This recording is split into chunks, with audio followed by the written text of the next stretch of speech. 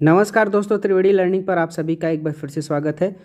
Friends, हम यहाँ पर एनसीईआरटी क्लास 7th वाली पढ़ रहे हैं, ठीक, ज्योग्राफी की। और आज ये हमारी दूसरी क्लास है। हमारा चैप्टर का नाम है हमारी पृथ्वी के अंदर, ठीक। तो यानी हम इस चैप्टर में कुल मिला के क्या पढ़ने जा रहे हैं कि जो हमारी पृथ्वी है ना, पृथ्वी के अंदर की चीज़ों के बारे में पढ़ेंगे, ठीक। पृथ्वी अंदर से क्या है, कैसे दिखती है, कितनी लेयर है, वो सब हम इस चैप्टर में क्लास 7th की एनसीईआरटी में जो दिया है ना, वो बस पढ़ेंगे, ठीक, उसी के अंदर की। तो चलिए शुरू करते हैं। चलिए, तो अब ये देख लीजिए, यहाँ से देखिए पहले शुरू क्या कर रहा है। शुरू में ही बता रहा है भैया क्या कि हमारी जो पृथ्वी है भैया, वो गतिशील ग्रह है, ठीक। इसके अंदर एवं बाहर निरंतर परिवर्तन हो रहा है, ठीक। भाई आप तो जानते हैं कि जो कोई भी चीज़ स्थिर है नहीं, हर एक चीज़ हर एक क्षण बदल रही है, परिवर्तन हो रहा है। तो जो परिवर्तन हो रहा है ये हमारी प्रकृति में हो रहा है, पृथ्वी पर भी हो रहा है, पृथ्वी के अंदर भी हो रहा है भाई, और पृथ्वी के बाहर भी हो रहा है, ठीक। तो अंदर और बाहर दोनों तरीके से परिवर्तन हमारी पृथ्वी पर हो रहा है, ठीक। परिवर्तन प्रकृति का नियम है और ये चीज़ें हमें प्रकृति से सीखनी चाहिए। तो वही चीज़ हमारी पृथ्वी में भी हो रहा है भैया, पृथ्वी के अंदर भी परिवर्तन हो रहा है, पृथ्वी के बाहर भी परिवर्तन हो रहा है। लेकिन आज हम इस चैप्टर में क्या पढ़ेंगे, पृथ्वी के अंदर में, ठीक, क्या परिवर्तन हो रहा है, क्या है पृथ्वी अंदर से कैसी दिखती है, वो सारा चीज़ जो भी इस चैप्टर में दिया हुआ है, 7th की एनसीईआरटी है ज्योग्राफी की, उसमें हम सारी चीज़ें पढ़ेंगे, ठीक। तो भैया शुरू में ही बता दिया कि हमारी पृथ्वी क्या है, गतिशील ग्रह है और यहाँ पर अंदर और बाहर दोनों तरफ परिवर्तन हो रहा है, ठीक। तो कुल मिला के अब देखिए कि पृथ्वी का आंतरिक भाग कैसा है। तो पहले यहीं से देख लीजिए, जैसे प्याज होता है ना, प्याज, तो प्याज का ऐसे छिलका उतारते जाएं तो एक के बाद एक प्याज का पूरा छिलका उतर जाता है ना भाई। उसी तरीके से ना हमारी पृथ्वी पर भी ऐसी तरीके से क्या है, बहुत सारी परतें हैं। इन्हीं परतों में क्या क्या है देखिए, ये देखिए, ये मैप क्या दिखा रहा है, यहाँ देखिए, जैसे ये हमारी पृथ्वी हो गई पूरा, ठीक। अब यहाँ देखिए इसमें दिखा रहा है कि ये देखिए परपटी है। तो परपटी किसको कह रहे हैं, ये जो ऊपर का पूरा एरिया दिख रहा है ना भाई, ये पूरा जो पृथ्वी पे आप ऊपर से देखते हैं, इसमें महाद्वीप, ये महासागर, ठीक, ये सब कहाँ है, पृथ्वी की परपटी पर है, ठीक। ये स्थल मंडल हो गया यही, ठीक, परपटी। और उसके बाद क्या है देखिए, मेंटल कहाँ से विस्तार है, ये यहाँ से यहाँ तक मेंटल का विस्तार है, ठीक। और ये देखिए, ये जो हल्का रेड और हल्का पीला दिख रहा है, ये क्रोड और मेंटल की क्या है, सीमा हो गई, ठीक, ये वाला एरिया। और इसके बाद देखिए, ये जो रेड वाला है इसका आधा भाग क्या दिख रहा है, यहाँ देखिए, ये आधा भाग ऐसे क्या दिख रहा है, ये बाह्य क्रोड है, ठीक। और ये जो अंदर एकदम पृथ्वी के केंद्र के आसपास है, ये आंतरिक कोड है। तो कुल मिला के पृथ्वी में क्या देखा आपने, एक तो देख लिया परपटी, मेंटल देख लिया और क्रोड देख लिया, यानी 3 परतें यहाँ पर आपको दिख रही हैं, ठीक। देखिए कितने बेहतरीन तरीके से ये बना हुआ है, कितना बेहतर फिगर है। चलिए, तो ये देख लिया आपने कि ये जो नीला नीला दिख रहा है ना, ये क्या है, पूरा पानी है और ये महाद्वीप है। तो जो परपटी है ना, परपटी पर ही ये सब महाद्वीप महासागर हैं, ठीक। और स्थल मंडल इसी को कह रहे हैं। इसके नीचे क्या है, मेंटल है, और सबसे नीचे क्या है, क्रोड है, ठीक। तो चलिए चैप्टर के हिसाब से पढ़ते हैं भैया। ये देखिए यहाँ से, तो हमारा चैप्टर क्या कह रहा है, इधर देखिए कि पृथ्वी की सतह की सबसे ऊपरी परत क्या है भैया, परपटी। अभी आपने देख ही लिया ये, तो पृथ्वी की सबसे ऊपरी परत जो है वो क्या है भैया, परपटी है, ध्यान रखिएगा, ठीक। और ये क्या है, सबसे पतली परत यही होती है, ऊपर से ये लगी हुई है, यही सबसे पतली परत होती है, ध्यान रखिएगा, ठीक। आगे कह रहा है, यह महाद्वीप संघत 35 किलोमीटर एवं समुद्री सतह में केवल 5 किलोमीटर है। अब इसका मतलब क्या हुआ, इसका मतलब ऐसे समझ लीजिए कि यहाँ देखिए, ऐसे समझ लीजिए कि जो हमारा ये भूपर पट्टी है ना भाई, भूपर पट्टी जिसे आप परपट्टी कह रहे हैं, ऊपरी परत एकदम, तो ये क्या है कि महाद्वीप महासागर से बनी है। कहीं बहुत ऊंचे ऊंचे पर्वत हैं, खाई हैं, ठीक है, और ये मैदान है कहीं इस तरीके से, ठीक। और उसके बाद क्या है भाई कि ये इसी में पानी भी है।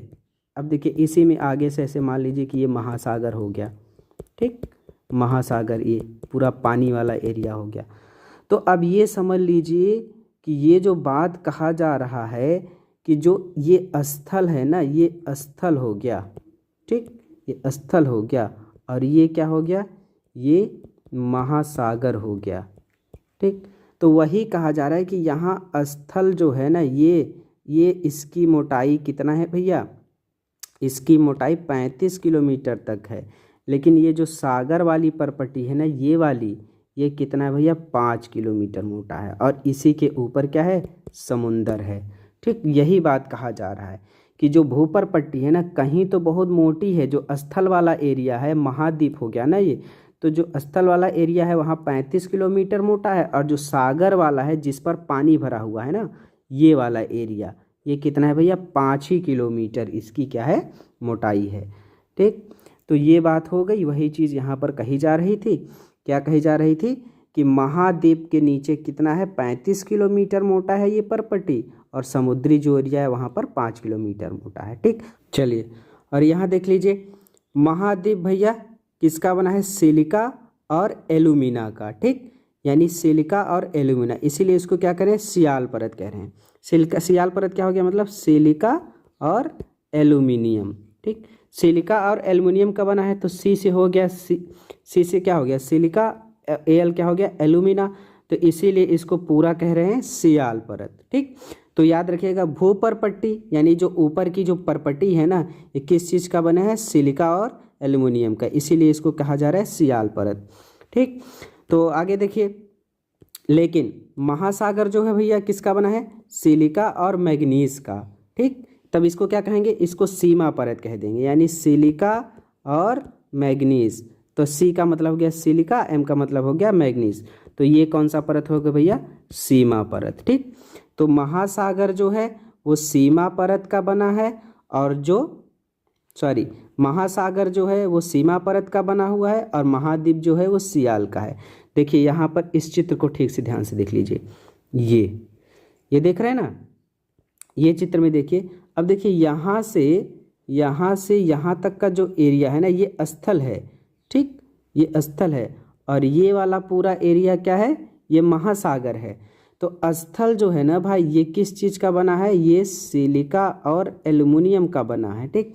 लेकिन महासागर वाली जो ये परत देख रहे हैं ना आप, ये महासागर वाली, ये किस चीज़ का बना है भैया, ये बना है सिलिका और मैग्नीज का, ठीक। इसीलिए इसको क्या कह रहे हैं, सीमा परत कहा जा रहा है, ठीक। तो याद रखिए ये वाली बात। आगे देख लीजिए इसी में कि देखिए जो भूपर पट्टी है ना भाई, ये बड़ी उबड़ खाबड़ है ना, बड़ी उबड़ खाबड़। यहाँ पर देखिए कहीं पर तो ऐसे ऊंचा पर्वत दिख रहा है ना, ये पूरा महाद्वीप है, ये भूपर पट्टी दिख रही है। यहाँ पर कहीं पर खाइयाँ भी हैं, यहीं पर नदियाँ ऐसे बह रही हैं। तो ये स्थल वाला एरिया है ना, उबड़ खाबड़ है, लेकिन सबसे ज़्यादा समतल क्या है, ये महासागर वाला एरिया, महासागर वाला एरिया सबसे ज़्यादा समतल है। तो यहाँ जो आप देख रहे हैं ना, ये वाला एरिया, ये भाई पूरा इसके ऊपर क्या है, भूपरपट्टी, इसी को परपट्टी कहा जा रहा है। देखिए लिखा है ना ये परपट्टी, तो याद रखिए ये परपट्टी यहाँ पर जो ये परपट्टी दिख रही है ना, यहाँ पर जो परपट्टी दिख रही है ये वाली, ये महासागर के नीचे कितना है भैया, ये 5 किलोमीटर, ठीक। लेकिन महासागर के नीचे कितनी, महाद्वीप के नीचे कितनी है भैया, 35 किलोमीटर, ठीक। तो याद रखिए ये 35 किलोमीटर है, ये 5 किलोमीटर महासागर के नीचे है, ठीक। महासागर किसका बना है, फिर से बता दे रहा हूँ, सिलिका और मैग्नीज का, ठीक। महासागर, महाद्वीप किस चीज़ का बना है भैया, सिलिका और एल्युमिनियम का, ठीक। एकदम बात ये याद रखिएगा, चित्र बहुत अच्छे समझा रहा है। जो ये है ना, ये इसे मैग्मा पट्टी कहते हैं, आगे मिलेगा। चलिए, तो आगे ये बात कही जा रही है क्या, कि देखिए परपट्टी के ठीक नीचे क्या है भैया, मेंटल है, और कितना 2900 किलोमीटर तक इसका विस्तार है, ठीक। ये जो यहाँ इसके नीचे ऊपर पट्टी के नीचे क्या है, मेंटल है, और मेंटल कितना है भैया, 2900 किलोमीटर, ठीक। देखिए इस चित्र में भी बताया गया है, इस चित्र में देखिए यहाँ से यहाँ तक जो पूरा विस्तार है मेंटल का है, और इसी मेंटल को कहते हैं क्या, 2900 किलोमीटर में है। चलिए ठीक है, बात समझ पा रहे होंगे। तो भैया हो गया ये इसकी सबसे आंतरिक परत क्या होती है? क्रोड। किसकी? पृथ्वी की। तो मोटा मोटा ऐसे समझ लीजिए ना, यहाँ आपको एकदम स्पष्ट बता दे रहा हूँ, यहाँ देख लीजिए। जैसे अब मान लीजिए कि ये हो गया आपकी पूरी पृथ्वी, ठीक, यहाँ हो गया केंद्र पृथ्वी का। अगर हम इसको ऐसे थोड़ा देखेंगे ना, तो इस तरीके से जो संरचना आपको दिख रही है ऐसे, ठीक, तो इसमें सबसे ऊपर क्या हो गया भैया? ये हो गया आपका भूपर्पटी, ठीक। और उसके बाद सबसे ज़्यादा क्या है यहाँ पर? ये हो गया आपका मेंटल, ठीक, और ये हो गया आपका क्रोड, ठीक। तो जो ये है ना, इसकी लंबाई, इसकी मोटाई अलग अलग है, यही बात। कहीं पर जहाँ पर ये पानी वाला एरिया है ना भाई, जहाँ पर ये पानी वाला एरिया है ऐसे, वहाँ पर इसकी मोटाई 5 किलोमीटर है, और जहाँ पर स्थल वाला एरिया है वहाँ पर ये, तो औसत हम मान ले अगर ये 35 किलोमीटर है, ठीक। तो इसके बाद मेंटल का विस्तार कितना है? 2900 किलोमीटर, ठीक। और ये जो पृथ्वी का केंद्र है ना भैया, क्रोड, ये कितना है? 6371 किलोमीटर पर ये मिलेगा। तो यानी पृथ्वी का पूरा यहाँ से यहाँ तक कितना है? पूरा यहाँ से यहाँ तक 6300 किलोमीटर, ठीक, 6371 किलोमीटर। इस 6371 किलोमीटर में 2900 किलोमीटर मेंटल का विस्तार है और 35 किलोमीटर लगभग भूपर्पट्टी की मोटाई है, ठीक। भूपर्पट्टी की मोटाई अलग अलग है, महासागर के नीचे 5 किलोमीटर, स्थलों के नीचे 35 किलोमीटर, ठीक। तो ये बात समझ में आएगी, ठीक। 3 परत हो गया। भूपर्पट्टी भैया किस चीज़ की बनी है? सिलिका और एल्युमिनियम की, तो ये सियाल परत होगी। मेंटल में क्या है भैया? सिलिका और मैग्नीज है, तो ये सीमा परत हो गई, ठीक। अक्रोड भैया निफे है, निकिल और फेरस से मिलके बना हुआ है, तो ये हो गया आपका निफे परत, ठीक। तो ये हो गई बात पृथ्वी के आंतरिक संरचना की मोटी मोटी, ठीक। तो अब ये चीज़ याद रखिएगा कि इसकी सबसे आंतरिक परत क्या भैया? क्रोड है, याद रखिएगा।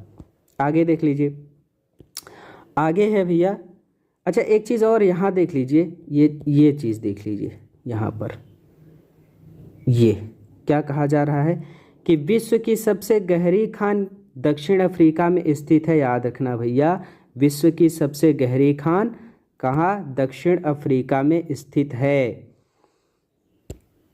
ठीक। इसकी गहराई कितनी भैया? 4 किलोमीटर गहराई है, लेकिन याद रखिए तेल की खोज में इंजीनियरों ने 6 किलोमीटर तक की गहराई खोद रखी है, याद रखिएगा, ठीक। और एक चीज़ जान लीजिए कि पृथ्वी के केंद्र तक पहुंचने में, ठीक, कहाँ? पृथ्वी के केंद्र तक पहुंचने में आपको का समुद्र की सतह से 6000 किलोमीटर की गहराई खोदना होगा, ठीक, जो कि भैया क्या असंभव है, ठीक। ये चीज़ ध्यान रखिएगा। ये बताया जा रहा है तो कि पृथ्वी की सबसे गहरी खान कौन है? याद रखना दक्षिण अफ्रीका में है, 4 किलोमीटर तक की इसकी खुदाई हो चुकी है। चलिए, तो यहाँ तक बात समझ में आ गई। आगे देख लीजिए, एक चीज़ और यहाँ पर एक डेटा दिया हुआ है कि भैया जो क्रोड है ना, ये अभी हमने देखा था ना कि इसकी सबसे आंतरिक परत क्रोड है, तो क्रोड के बारे में अभी आगे बात हो रही कि इसकी त्रिज्या कितना? 3500 किलोमीटर है, ठीक। और यह मुख्यतः किसका बना हुआ? अभी वही बताया, निकिल और लोहे से, फेरस से। तो इसको क्या कहेंगे भैया? निफे। निफे मतलब क्या हो गया? निकिल और फेरस कहते हैं, ठीक। केंद्रीय क्रोड का तापमान एवं दाब काफ़ी उच्च होता है। जो एकदम बीच में आंतरिक क्रोड जिसे कह रहे हैं वो क्या होता है भैया? उसका तापमान भी और दाब भी उसका बहुत हाई होता है, ठीक। एक और फैक्ट यहाँ पर है भैया, बहुत इंपॉर्टेंट फैक्ट है ये। इसके फैक्ट भाई एनसीईआरटी के फैक्ट ना आप जरूर याद किया करिए। पृथ्वी के आयतन का केवल 1% क्या है भैया? परपटी है, 84% मेंटल है, 15% क्या है? क्रोड है। और पृथ्वी की त्रिज्या कितनी है? 6371 किलोमीटर है, ये याद रखिएगा, ठीक। तो ये हो गया आपका पृथ्वी के आंतरिक संरचना की बातें। अब आपके सामने क्या आ रहा है कि शैल और खनिज। शैल मतलब क्या हो गया भैया? शैल मतलब चट्टानों की बात कर रहा है और खनिज, ठीक। तो शैल और खनिज के बारे में आगे का बात कही जा रही है। तो क्या होता है भैया? ये चीज़ याद रखिए कि भूपर्पट्टी में अनेक प्रकार की शैलें हैं, ठीक। यानी जो ऊपरी सतह है पृथ्वी की, ये बहुत प्रकार की चट्टानों से या शैलों से मिलकर बनी है। तो पृथ्वी की परपटी बनाने वाले खनिज पदार्थ के किसी भी प्राकृतिक पिंड को क्या कहते हैं? शैल कहते हैं। तो जो पृथ्वी है ना हमारी, ये पृथ्वी चट्टानों से बनी है, ठीक। तो ये कोई भी ऐसा जो खनिज पदार्थ है, कोई भी जो पृथ्वी पर प्राकृतिक रूप से ठोस है, ठीक, वो क्या होता है, शैल। तो पृथ्वी का कठोर भाग क्या होता है भैया, याद रखना, प्राकृतिक पिंड को क्या कहते हैं, शैल कहते हैं। और ये विभिन्न रंग आकार गठन के हो सकते हैं। मुख्य रूप से भैया शैल क्या होते हैं, 3 प्रकार के होते हैं। ये याद रखने वाली बात है क्या, कि शैल कितने होते हैं, 3 प्रकार के। कौन कौन से, अग्नेय, अग्नेय मतलब इग्निस। इग्निस क्या है, देखिए यहाँ पर इग्निस का मतलब दिया है, लैटिन शब्द इग्निस से बना है, जिसका मतलब क्या होता है, अग्नि, यानी अग्नेय मतलब अग्नि, ठीक। दूसरा क्या है भैया, अवसादी, इंग्लिश में क्या कहते हैं, सेडिमेंट्री। सेडिमेंट्री का मतलब क्या होता है, सेडिमेंट्री मतलब देख लीजिए क्या होता है, जिसका अर्थ है स्थिर। सेडिमेंट्री मतलब स्थिर, ठीक। आगे क्या है देखिए, कायांतरित है, इंग्लिश में कहेंगे मेटामॉर्फिक। तो मेटामॉर्फिक क्या है, ग्रीक वर्ड है, याद रखिए ग्रीक वर्ड है, मेटामॉर्फोस से बना है, जिसका मतलब क्या होता है, जिसका मतलब होता है परिवर्तन, ठीक। तो 3 प्रकार की शैल हो गई, कौन कौन सी, अग्नेय शैल हो गई भैया, अग्नेय, अवसादी और कायांतरित, या इसी को रूपांतरित भी कहते हैं, याद रखना, इसी को रूपांतरित भी कहते हैं, ठीक। तो आगे क्या देखिए कि द्रवित मैग्मा, आगे कहा जा रहा है द्रवित मैग्मा ठंडा होकर ठोस हो जाता है। मैग्मा क्या है भैया, जो ज्वालामुखी होता है ना, ज्वालामुखी, ऐसे देख लीजिए यहाँ, तो जो ऐसे ज्वालामुखी होते हैं ना, जो ज्वालामुखी, यहाँ से ऐसे मैग्मा बाहर निकलता है, ऐसे मैग्मा जो बाहर निकलता है ना, तो जब नीचे ज़मीन के अंदर ये लावा ऐसे भरा रहता है ना, ऐसे, ठीक, तो ये यही है, जब बाहर निकलता है तो इसको क्या बोलते हैं, मैग्मा, ठीक। मैग्मा जब बाहर निकल आया तो क्या हो गया, सतह पर ऐसे फैलने लगता है, फैलने लगता, और यही धीरे धीरे करके ठंडा हो जाता है, तो यही चट्टानों में भी बदल जाता है। तो वही बात यहाँ पर कही जा रही है, क्या कही जा रही है, ये देख लिए, क्या कही जा रही है, कि जो द्रवित मैग्मा होता है ना भैया, द्रवित मैग्मा ही ठंडा होता है, और इस प्रकार बने शैल को क्या कहते हैं, आग्नेय शैल कहते हैं, ठीक। याद रखना, द्रवित मैग्मा जो ज्वालामुखी से फूटता है, नीचे जो मैग्मा है वहाँ से जब आप बाहर निकलता है, क्या होता है, ठोस हो जाता है, धीरे धीरे करके वो ठंडा हो जा रहा है, वही क्या है, प्राथमिक शैल कहते हैं। यही प्राथमिक शैल ही आग्नेय शैल है, याद रखना। आग्नेय शैल भी 2 प्रकार की होती है, एक अंतर्भेदी, दूसरा बहिर्भेदी। इसको एकदम ठीक से समझ लीजिए, यहीं बता दे रहा हूँ। जैसे मान लीजिए, ऐसे यहाँ समझ लीजिए, क्या भैया, कि जैसे अब ये हो गया भूपर पट्टी, ठीक, ऊपरी सतह हो गई पृथ्वी की ऐसे, और ये मान लीजिए ये हो गया आपका क्रस्ट, पूरा ये यहाँ से यहाँ तक पूरा क्रस्ट हो गया, ठीक, भूपर पट्टी को ही क्रस्ट कहते हैं, ठीक, भूपर पट्टी। और यहाँ पर है बहुत ज़्यादा क्या, मैग्मा, बहुत ज़्यादा मैग्मा है। अब ये मैग्मा क्या हो रहा है ना, बाहर निकल रहा है किसी रास्ते से, ऐसे बाहर निकल रहा है। तो कुछ मैग्मा ऐसे होगा ना भाई, कुछ मैग्मा ऐसे होगा जो इसकी नली से ऐसे बाहर आ जाएगा, कुछ मैग्मा ऐसे होगा जो ऐसे नली से बाहर आ जाएगा, ठीक। लेकिन कुछ मैग्मा जो होंगे ना, वो यहीं भूपर्पट्टी में बाहर नहीं आ पाएंगे और अंदर ही ऐसे ठंडा हो जाएंगे। सॉरी। तो जो मैग्मा अंदर ही ठंडा हो जा रहा है ना, अंदर ही ठंडा हो जा रहा है लावा, उसी को भाई क्या बोला जा रहा है, उसी को बोला जा रहा है कि ये क्या है, अंतर्भेदी, या इसी को बोलते हैं इंट्रूसिव, ठीक। ये इंट्रूसिव है या अंतर्भेदी, अंतर्भेदी जो है वो यही है, अंतर्भेदी, ठीक। और जो बाहर आ गया यही होता है बहिर्भेदी, ठीक। जो बाहर आ गया, बाहर आके जो ठंडा हो रहा है वो एक्सट्रूटिव है, ठीक, क्या, एक्सट्रूसिव, ठीक। और जो अंदर ही ठंडा हो गया वो आंतरिक हो गया, और जो बाहर आ गया वो एक्सट्रूसिव हो गया। तो इस तरीके से यही बात, ये चीज़ कही जा रही है, कहाँ पर, यहाँ पर कही जा रही है कि ये जो चट्टान है ना भाई, ये अंतर्वेदी और बहिर्वेदी शैल है। और ये क्या है, वही प्राथमिक चट्टान जो आग्नेय चट्टान थी ना, वही अंतर्वेदी शैल और बहिर्वेदी शैल कहला रही है, ठीक। चलिए अब देखिए कि आगे ये बात कही जा रही है कि लावा, ठीक, लावा द्रवित मैग्मा ही लावा है, याद रखिए, जो पृथ्वी के आंतरिक भाग से निकलकर सतह पे आ जाता है। ठीक, और जब सतह पे आ गया तो वही क्या हो गया, बहिर्वेदी। ठीक, बेसाल्ट इसका सबसे अच्छा उदाहरण है। जो बाहर आ गया ना लावा, वो उसी से बेसाल्ट बनता है, याद रखिएगा। जैसे अभी ये पृथ्वी के अंदर से जो ऐसे बाहर आ गया ना लावा, तो ये बाहर वाले को क्या कहते हैं भैया, बेसाल्ट। और याद रखिए, यही बेसाल्ट ना बाद में रेगुर मिट्टी में बदल जाता है, रेगुर मिट्टी।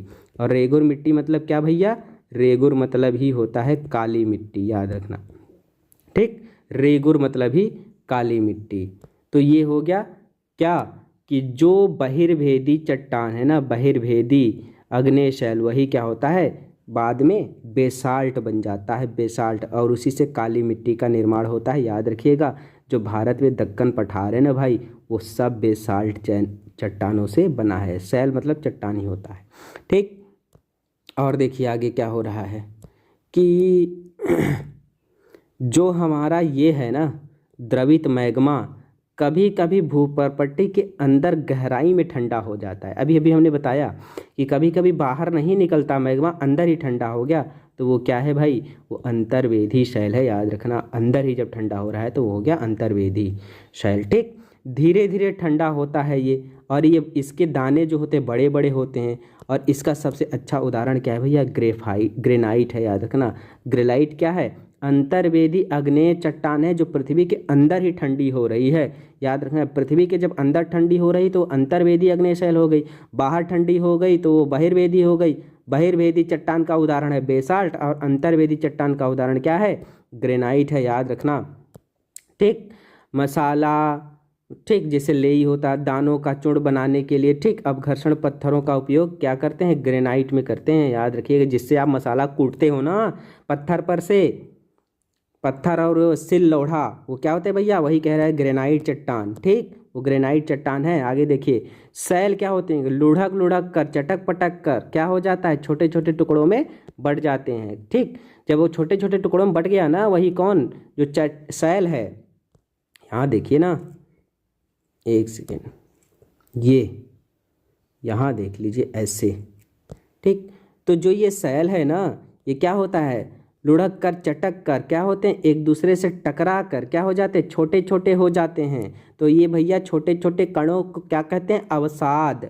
जो छोटे छोटे कण हैं ये लुढ़क पुढ़क रहे हैं ना, इसी क्या कहते हैं, अवसाद कहते हैं।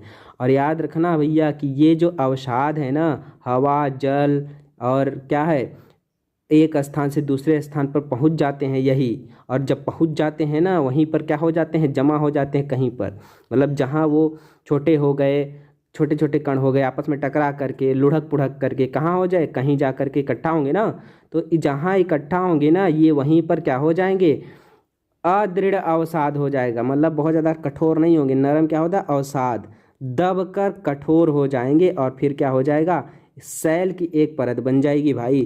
तो ऐसे चट्टान जो सैल की परत बनेगी ना, उसी को क्या कहते हैं, अवसादी चट्टान। ठीक, इसका उदाहरण देख लीजिए, जैसे बलुआ पत्थर है ना, रेत है, ठीक, ये सब इसी से बने हुए हैं। तो ये बहुत ज़रूरी है, ये अवसादी चट्टान हमारे लिए आर्थिक रूप से बहुत इंपॉर्टेंट होती है। कैसे, देखिए एक चीज़ और जान लीजिए कि सैलों में क्या होता है, पौधों, जानवरों, अन्य सूक्ष्म जीवों जो कभी इस सैल पर रहे होंगे ना, क्या होते हैं भैया, जीवाश्म में बदल जाते हैं। तो उन्हीं को क्या कहते हैं, जीवाश्म में। सिंपल बात है, सीधी सीधी बात क्या कही जा रही है कि सैलों में पौधों, जानवरों एवं अन्य सूक्ष्म जीवाणुओं जो कभी इन सैलों पर रहे हैं के जीवाश्म भी इस सैलों में पाए जाते हैं। किसमें, अवसादी चट्टान की बात कर रहे हैं। आग्नेय चट्टान में कोई अवसाद नहीं पाया जाता, याद रखिएगा। ठीक, आग्नेय चट्टान में कोई अवसाद नहीं। अवसादी चट्टानों में क्या होता है, जीवाश्म पाए जाते हैं, बड़ी बात है। फिर क्या हुआ, आग्नेय और अवसादी शैल जब हाई टेम्परेचर और दबाव, प्रेशर, हाई टेम्परेचर दबाव, ठीक, इसके कारण क्या होता है, रूपांतरित शैल बन जाती है। ठीक, रूपांतरित शैल में परिवर्तन हो जाता है। किसका परिवर्तन होता है, आग्नेय का परिवर्तन होता है, याद रखिए, आग्नेय का और अवसादी का। कब होगा, हाई टेम्परेचर पर, हाई प्रेशर पर क्या हो जाएगा, वही बदल जाएगी कायांतरित चट्टान। ठीक, तो याद रखिए कायांतरित चट्टान जो होती ना भाई, ये कायांतरित चट्टान चिकनी मिट्टी स्लेट, ठीक, याद रखिएगा। कैसे बदल रही, जो चिकनी मिट्टी है स्लेट में बदल जाती है, चूना पत्थर जो होता है संगमरमर में बदल जाता है। ठीक, जैसे अभी बताया ना कि आग्नेय और अवसादी बदल जाती है किसमें, रूपांतरित में या कायांतरित चट्टानों में बदल जाती है। ठीक, सिंपल बात है कि आग्नेय रूपांतरित में बदल गई, अवसादी रूपांतरित में बदल गई। ठीक, तो क्या हो गया कि अब बदलने के बाद जैसे चिकनी मिट्टी है ना ये स्लेट में बदल गई, चूना पत्थर जो है ना संगमरमर में बदल गया। ये याद रखिएगा, एग्जाम में तो पूछता है कि कौन सा पत्थर संगमरमर में चेंज होता है, तो याद रखिए चूना पत्थर जो होता है ना वो संगमरमर में बदलता है, याद रखिएगा। ठीक, चलिए, तो ये हो गई आपकी बात। ठीक, एक चीज़ और देख लीजिए यहाँ पर भैया क्या बता रहे हैं शब्दावली में कि जीवाश्म क्या है। अभी जीवाश्म आया ना, अवसादी शैलों में पाया जाता है जीवाश्म। जीवाश्म क्या होता है, शैलों की परतों में, जो शैलों की परतें होती है, शैलों की परतों में दबे मृत पौधों और जंतुओं के जो अवशेष होते हैं ना उन्हीं को क्या कहते हैं, जीवाश्म। यानी पत्थरों के बीच में पौधों और जंतुओं के जो अवशेष एकदम दब गए हैं उन्हीं को क्या कहते हैं, जीवाश्म कहते हैं। ठीक, चलिए अब देखिए यहाँ पर क्या कहा जा रहा है भैया कि शैलों का क्या उपयोग है भैया, कठोर जो शैल होती हैं ना इनसे क्या सड़क, घर, इमारत सब बनाई जाती हैं इनसे। ठीक, पत्थरों का उपयोग कई खेलों में भी करते हैं, जैसे आप लोग खेलते हैं ना 7 पत्थर यानी पिट्ठू ना, और ये चिबिड्डी भैया कौन सा गेम है, हम तो नहीं खेले हैं। स्टापू, किट पता नहीं क्या होता है, 5 पत्थर गिट्टी, ये वाला तो हम लोग भी खेले हैं, आप लोग भी खेले होंगे गिट्टियों से पत्थरों से।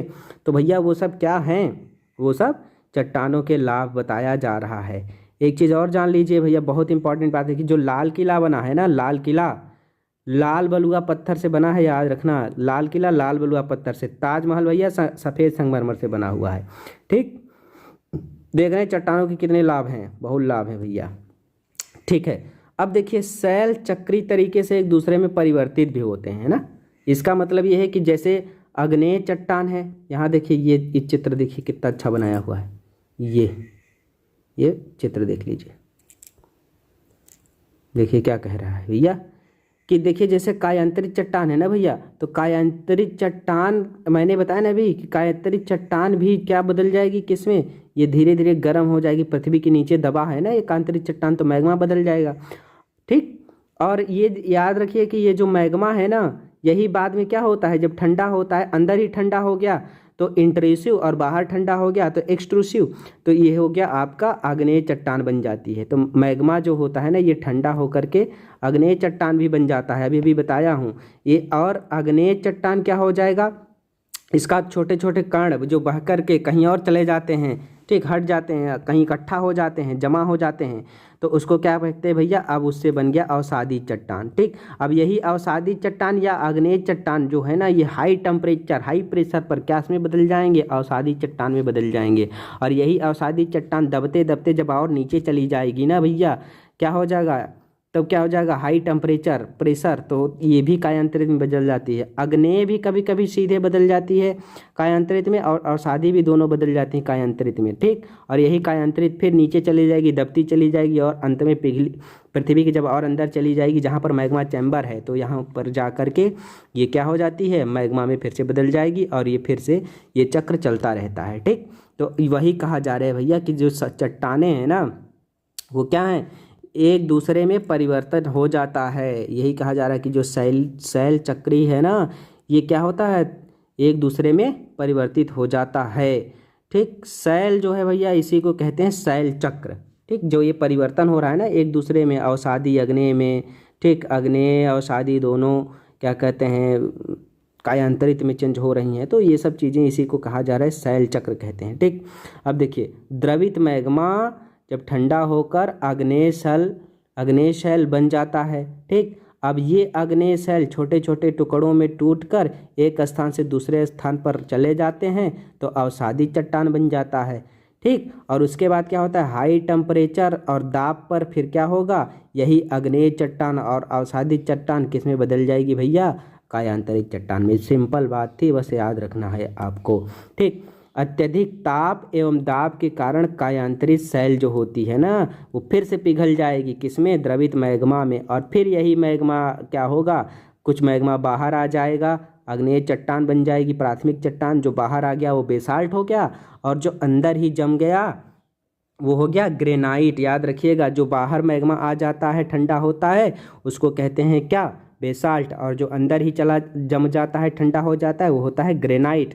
याद रखिएगा दोनों बातें, ठीक। और उसके बाद क्या होता है, यही ग्रेनाइट और बेसाल्ट जो हैं बाद में अवसादी में चेंज हो गए, अवसादी बाद में रूपांतरित में चेंज हो गया, और रूपांतरित फिर से क्या हो जाएगा भाई, फिर से बदल जाएगा मैग्मा में। ठंडा होकर पुनः ये सब मैग्मा बन जाते हैं, अग्नेय सेल में परिवर्तित हो जाते हैं। और ये जो चित्र है ना वो यही बात, ये चीज़ बता रहा है, ठीक। इसी को क्या कहते हैं, शैल चक्र कहते हैं, ठीक।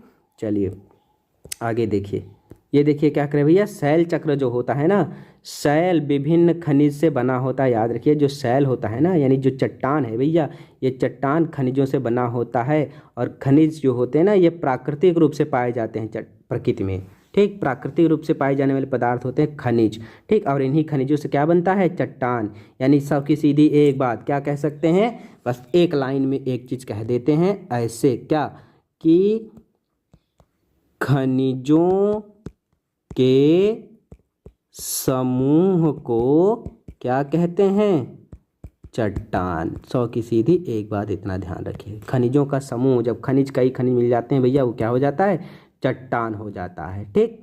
अब इनका बनने का जो क्राइटेरिया है, कैसे चीज़ें होती हैं, जब हम ऊपर वाली क्लास में चलेंगे या हम जब स्पेशल क्लास देंगे ज्योग्राफी की तो वहाँ और डिटेल में इसके बारे में बात करेंगे, ठीक। अभी हम केवल कक्षा 7 की एनसीईआरटी पढ़ रहे हैं ना भाई, तो उसी के हिसाब से चीज़ें पढ़ रहे हैं, ठीक। उतना ही डेप्थ जा रहे हैं, और ज़्यादा डेप्थ अभी हम नहीं जाएंगे, और जैसे जैसे आगे चलेंगे तो हम और डेप्थ में जाएंगे, एकदम डिटेल में सारी चीज़ें पढ़ लेंगे। चलो भैया, तो ये हो गया आपकी बात ख़त्म, ठीक। तो अब हम जल्दी से मिलेंगे, अगले चैप्टर को लेकर के आएंगे, ठीक। अभी ये आपका ये चैप्टर ख़त्म हो गया, हर चैप्टर हम पढ़ेंगे विधिवत तरीके से, ठीक। तो फिर मिलेंगे अगली क्लास में, तब तक के लिए नमस्कार।